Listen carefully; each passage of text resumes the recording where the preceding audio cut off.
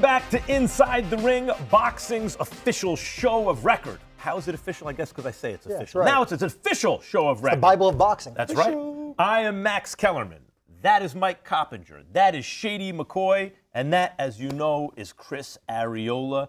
And guys, let's get right into it. It's time for the lead hook. We have Vergil Ortiz coming up a little bit later in the show as he gets ready for his fight this Saturday against Erickson Lubin. This is obviously an important fight for Ortiz, with Boots Ennis entering the division with a spectacular win. The question is, how important is it for Vergil to not just win, but to have an impressive performance? We saw Boots destroy Lima, of course, and Lima is not on the same level as opponent as Lubin is. Right. But still, the fact that Boots took him out in one round the way he did does, to me, put some pressure on Vergil to look spectacular also here.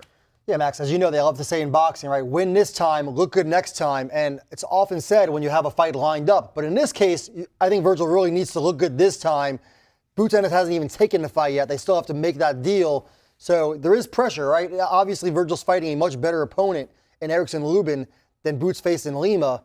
But Vergil's a power guy, he's a pressure guy. And I think he needs to put some pressure on Boots, who's going to be ringside with his promoter, Eddie Hearn, to finally get this fight over the finish line. Boots, Philly fighter, so you know right now, I can tell you ahead of time who this dude is going to be. But there is a sense out there among boxing people that maybe Boots is careful, or his people, usually it's not the fighter, it's the people around the fighter, are careful about who they fight. On the one hand, I said Vergil has to look impressive. Right. On the other hand, if you want that fight, maybe not too impressive. What do you think about that, Shady? I don't believe that. I heard what Boots said at the end of the fight. He said, listen, this is who I want. I want Ortiz, and he's going to get it. Only thing is that I disagree with you guys with is, and I love Boots, but we can't compare the competition as far as Eric Lubinson and going against. No, Lima. No, of course not. You know what I mean? It's not the same. Apples and oranges. But the fact is, you could say that all you want. We could stand here and say, oh, it's matchmaking. But you know, when you're sitting there as a human being and your eyeballs are on the fight, right, and one dude does to another what Boots did to Lima, you can't help but to be emotionally affected by that. I guess the difference is that even though I think Boots is like the favorite that everybody thinks he's going to come out that division. 154, right. It's got to be Boots. You see the talent, you see the swagger, right? You see the punching power, you see the skill. But then you say, well, who's really the guy? And the guy is, I feel like Ortiz. It is. Vergil like Ortiz proved he's the guy in the division, right? He is the guy, definitely the guy. He has proven in every fight that he has what it takes to put fear on people. Yeah. Especially Lubin. Lubin is in trouble because he has something to prove. He has something to prove. He wants that fight with Ennis, so he's going to bring that fight to Lubin this Yeah, but week. the thing about Lubin, it gets me, you see it in all sports, by the way. You might see like a really high draft pick in the NFL or NBA, and he doesn't work out exactly, so the image of him kind of changes.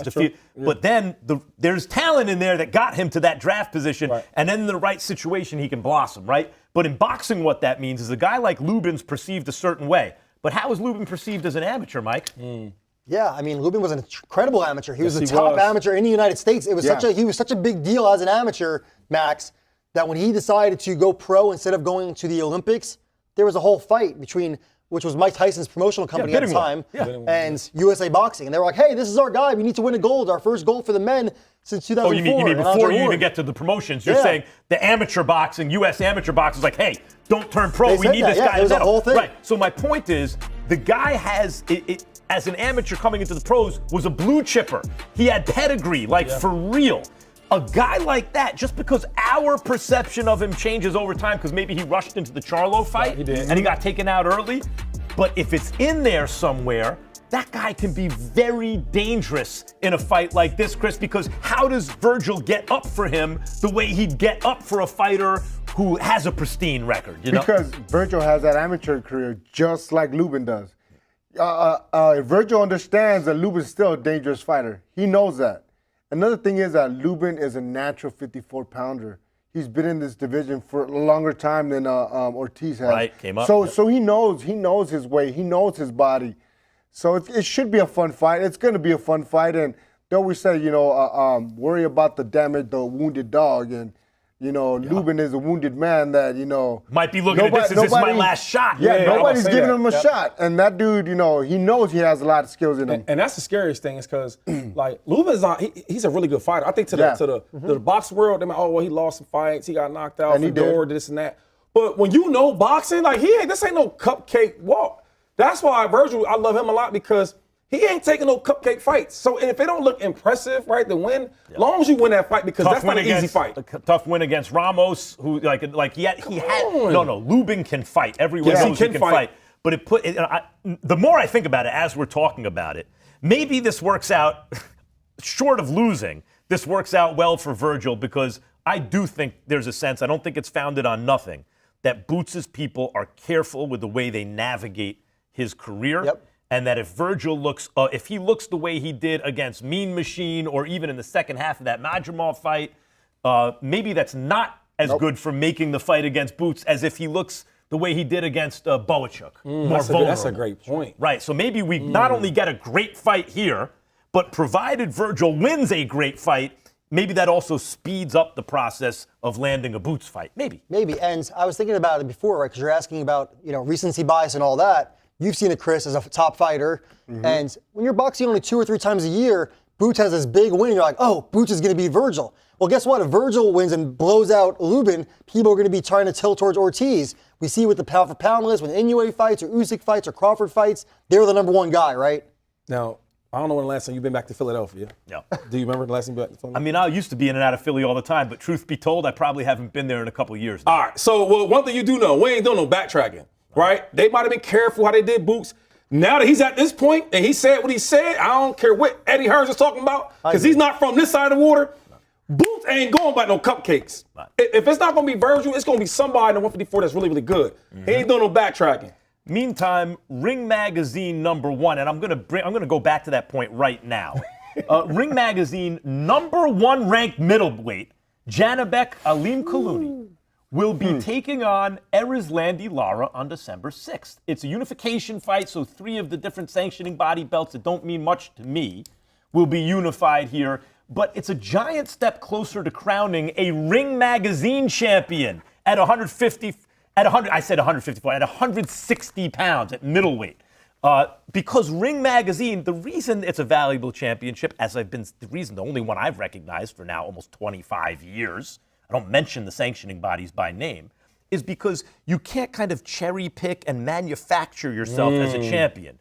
The only way to get it is by proving that you are the man in the division, by beating the man who beat the man, or by putting all the belts together, or by fighting the kind of objectively ranked, top 2 or 3 guys in the division and beating them all. And this might be for the Ring Magazine Championship, except that Lara is no longer ranked where he used to be because of inactivity, but he still has a belt. But it's a giant step forward to Janibek should he win, establishing himself as the actual middleweight champion of the world, the Ring Magazine champion. And a few days ago, here's the difference with Terrence Bud Crawford.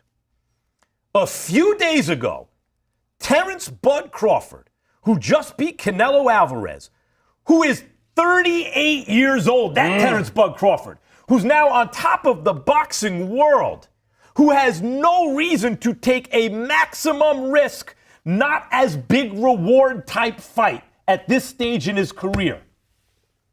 A few days ago, Terrence Bud Crawford said this on social media. Hey Johnny, we're here next, looking for you, looking for December 6th, how you gonna do it? I got my eyes on you, Janibek. Good luck. I mean, this is what I'm talking about with Crawford. That's a straight gangster. This is the difference. I keep saying it. Floyd Mayweather, much deeper resume than Terrence Crawford. You could say what you want about Boots. No, he's from Philly. He's going to do this and that. Terrence Crawford, I want everyone to understand how rare this is in the history of boxing. A 38-year-old champion who, by the way, is fighting so many divisions above his natural weight class, who finally got to the mountaintop where he's the money man now, is using his shine to up easily the most dangerous fight out there for him, 168 pounds or below, to target the one guy, the boogeyman. Remember when we did that boogeyman segment? We could have said Janibek is the boogeyman. to target the boogeyman, to make that a bigger deal. And the reason, guys, that I thought that Janibek was a fight if he cleans up at middleweight for Crawford is because there has never been a 5-division champion in the history of boxing. I don't mean he had the WB this or the IB that. I mean he's the champion, the Ring Magazine champion of 5 divisions. It's never happened. Pacquiao got 4. People argue Mayweather got 4. I would say no because he had a catchweight clause against Canelo. Guys, he's looking to be the first Crawford 5-division champion in the history of boxing. And the way you do that is not by picking on the weakest belt holder. It's by getting the man in the division. What do you think about what Crawford's doing, calling out Janibek? Ballsy. That's a man with balls. That's a man with commitment. That's a man that with a mission. That's a man that wants to prove something. That's a man that wants to leave a legacy that there is no other fighters out there like him. He wants to prove and tell everybody that I'm the man, and you guys think he's the man? Now you guys got to look at this other guy that's even better than that guy. Who looks for smoke with a largely unknown, most dangerous guy, boogeyman type dude at the age of 38? Mike, I want to say this about the buzz, by the way, about Janibek being the best fight for Bud. Because, yeah, we brought it up on this show, but when Roy Jones Jr. says it, right, when he stamps it, because the man's a boxing genius, it means something to me. I worked with Roy for years. Check out what Roy said. If somebody at that 168 or 160 is really looking to test themselves, I'm not going to say no names, Janibek is there waiting. Yeah, and by the way, guys, I'm just saying, think, Max. No question. When I look at the landscape for Terrence Crawford, I think the guy, when the dust settles, that's the type of dude Bud is. When the dust settles, who's the biggest threat? Right. Who's the biggest challenge? I believe at middleweight it's going to be Janibek. All right, so that was obviously us saying. Roy got darker. That was us saying. Got darker, right? Okay. But Roy has also said it. Do we have this video? I could talk. Janibek, meantime, said he said that he will unify the 160-pound division. Janibek is also a gangster, like Bud, right? Yeah. Janibek's there saying, don't worry about coming back and at this stage of your career and fighting all these fights to try to put the belts together. I'm going to handle that for you. I'm going to put the belts together, Mike, and then you could just fight me to see who the middleweight champion of the world is. And Max, we talk about Vergil Ortiz, right, and how he has to look good to build the man. Well, Janibek really needs to look good against Lara to build the man for this Crawford fight. Janibek's not really known right now to people outside of boxing, and if he could maybe knock out Lara, which would be a big statement, and then he's going to have to fight Carlos Adames, I want everyone to know, right? Adames is good too. Janibek agreed to fight Adames on that November 22nd Ring 4 card. Adames is the one who said no. So I think the fight will happen. I'm not saying Adames doesn't want to fight him, but Janibek said yes. He's the guy right now I think that's willing to bet on himself, whether the money's not exactly what he wants or everything's not perfect. And I mean, Adames got a draw in a fight he won. He got ripped off. And by the way, Shiraz knows that too. Yeah. Hamza Shiraz understands that too. But that's a big win against a very hot contender in Shiraz. Adames is a very quality fighter. Adames is nice. But I was saying this, if that's why we love Bud Crawford, because he took all this time to get to the top of the mountain. He's still looking for them big fights. But I'm going to say this, though. If he want to take some time to get his money together, I don't mind that. I watched Canelo do it. I watched when Canelo got to the top of the mountain, he had a couple little cupcake guys, right? They dressed him up, they act like they're really, really good, and know he was going to win. I watched Floyd do it.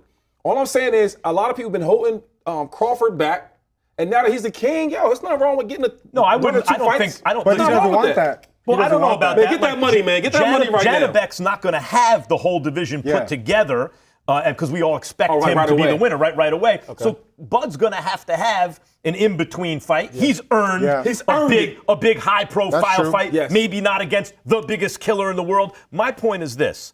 The two fights that don't make sense for Bud Crawford at this point in his career are Janibek and Boots. Because they're young, they're entering their primes, they're hungry, they're excellent. Should Boots prove to be what we think he might be? Should he? Should he prove to be? My point is this. The type of dude that Bud is, it would not surprise me at all if he fights and beats those guys before he retires. Well, Max, if Crawford does end up fighting Janibek, I wouldn't be so sure he's going to have an in-between fight. Remember, Crawford's a guy that hasn't fought more than once in a year since 2019. So if Janibek beats Lara, let's say in December 6th, and then he fights Adames in the spring, he could easily fight Crawford in the fall with no in-between fight for Bud. He's kind of mastered that, though. Like, But Bud also, why not cash out? I agree. And get a big money fight and also stay sharp. Eubank Ben winner. Yeah, exactly. I would like that, Mike. I would like that. Yeah, Eubank Ben produces a winner, and it's a big, exciting fight like the first one. That makes a lot of sense. Yeah. But Janibek can't look past Lara, man. No. Lara, he's a bad man. Yeah. He's been in the game for a long time, and he knows the trick and trade. He's a Cuban fighter that's very, very skilled. You hear Cuban southpaw, it's like, uh-oh. Yeah. Skilled. Yep. Skilled southpaw. He gave Canelo a run for his money. Yes, he did. And Canelo took on him when he didn't have to, similar to where Crawford is right now with Janibek. No doubt. I mean, as the only guy Canelo ever ducked in his career is Benavidez. That's the only guy. Yeah. That's part of the reason we think so highly of Benavidez. Not only is he destroying everyone, but like, damn, Canelo didn't want him. Canelo don't duck any smoke, right? Yeah, that's a good point. But I hear you about Lara.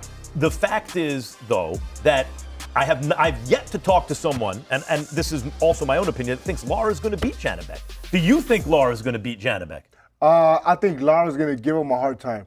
But I don't think he beats him, no. Okay. Right. But I think he gives him a hard time. Yeah. The thing is, in my opinion, if Janibek wants Crawford and wants Crawford bad, he better beat Lara right.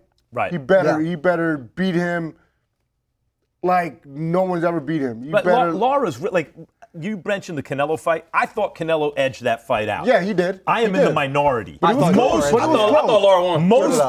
Most people think Lara edged it out. Either way. It was very close. 6-7. If Lara wins this fight, does you think Bud entertains that? Or I don't think it's about the specific fighter. Okay. I think Bud might have history on his mind. As I said, in terms of Ring Magazine championships, not cherry pick. Look, Tommy Hearns won 1 billion titles. So did Oscar De La Hoya. So did all these guys, right? Oh, Pacquiao's titles in 1 billion divisions. No. I'm talking about being the champion of a division, not of a weight class, or not of a sanctioning body, of the whole weight class. There's only been 2, by my count, 4 division champions in the history of boxing. Ring Magazine, it's Pacquiao and Crawford. And there's an argument for Floyd Mayweather because he beat Canelo, but he made Canelo come in under the junior middleweight limit, which in my opinion makes it a catchweight fight. But you could argue Floyd. No one's ever done it in 5. So whoever is the Ring Magazine middleweight champion of the world presents Bud with the opportunity to make history. Oh, special, man. That boy's special. But let's say Janibek does clean out 160. How tough of a fight do you think it is for Bud? It's an insanely tough fight. Because he'll be what, 40? He'll probably be like 40 then, right? He'll be 39 years old. Janibek is just the kind of guy that a fighter near 40 avoids at all costs. Especially when we think of, well, Bud's coming down from super middle. No, he's not. Bud had 1 fight at 54. Right. Bud at best is a welterweight. Janibek's the bigger guy. For sure, yeah. Right. Good point. But that's part of Bud's legend, is that he doesn't, he goes toward the smoke. So you know what's actually similar to, and I'm not going to say that Janibek's not good yet, but when Canelo fought Bivol, right? Everyone was like, oh, Canelo's going to fight Bivol and go on to the, and then Bivol, of course, I thought he routed him. It was 7-5 on the cards. I mean, dude, Bivol, if I was trying to get Canelo beaten, anyone 175 or below, I'd have picked Bivol. I would have picked him before Benavidez or Beterbiev. I'd say Bivol is the last guy that you want Canelo to fight. But Canelo never really ducked, except for Benavidez. All right, for those watching on YouTube, head over right now to DAZN to catch the rest of this fine program, including interviews with the aforementioned Vergil Ortiz Jr. and Mike Coppinger's interview. Look at this with Devin Haney and Brian Norman Jr. That is a fantastic matchup coming up. Let's see. It's all inside the ring. That's going to be a good fight, actually.